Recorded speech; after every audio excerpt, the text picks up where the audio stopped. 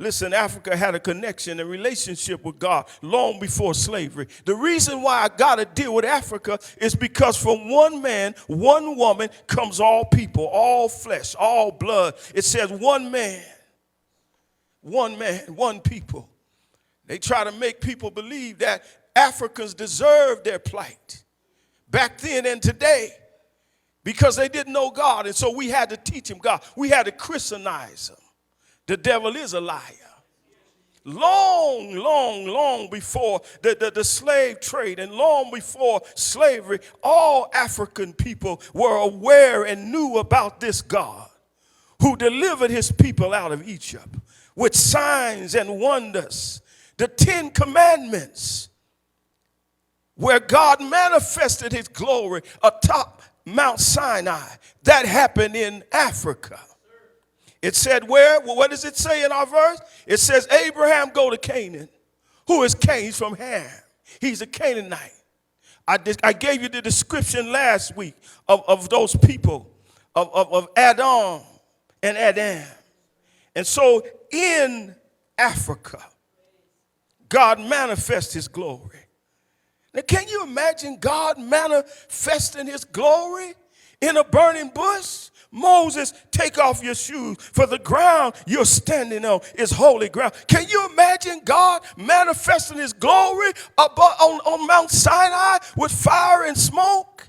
10 tablets, commandments, the law, Mosaic law. Can you imagine God manifesting himself, bringing his people out of Egypt, bringing them out of slavery and oppression with a mighty outstretched hand? All of the people knew of God.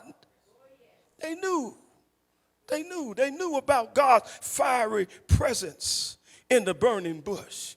They knew about Mount Sinai. They knew about the Exodus. In fact, the glory of God impacted Africans so much through the burning bush, through the Exodus, through the 10 Commandments and the law of Moses. They worshiped Yahweh thousands of years before Jesus came. They were worshiping Yahweh. Call of Moses and the burning bush. All of God's wonderful work. God created us in his image. God created us after his likeness. God made us to serve him and to serve each other. It's not this thing of you get yours and don't worry about what I get. You steal and lie and cheat and you become a millionaire and billionaire on the backs of other people. I'm not impressed with billionaires. I'm just not. I know it's a thing. I know they try to put it everywhere to impress those of us who are suffering because of all of the things that's happening, and I don't have enough time to break down for you. But when I'm going to be impressed with a billionaire is when they put a factory on American soil in some of these neighborhoods in America, so that these people in America can make those products that they sell to us and our children, and we can benefit for it. We can make a living wage.